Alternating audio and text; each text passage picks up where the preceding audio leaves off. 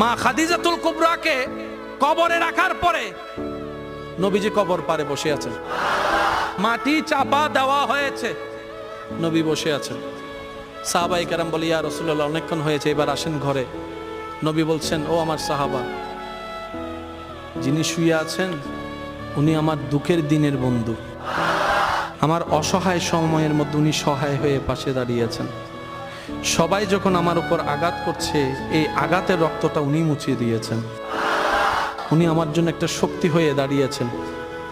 আমার খাদিজা, আমার স্ত্রী, তোমাদের উম্মাহাতুল মুমিনিন। ইয়া রাসূলুল্লাহ, একটু ঘরে আসেন। নবী বললেন, একটু পরেই ওনার কবরে ফেরেশতা আসবে প্রশ্ন করার জন্য।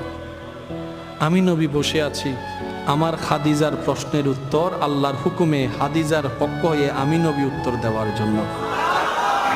সুবহানাল্লাহ। পৃথিবীর সমস্ত ভালোবাসার বন্ধনকে পিছনে ফেলে আপনার আমার নবীর জীবনীকে একটু খেয়াল করে দেখেন।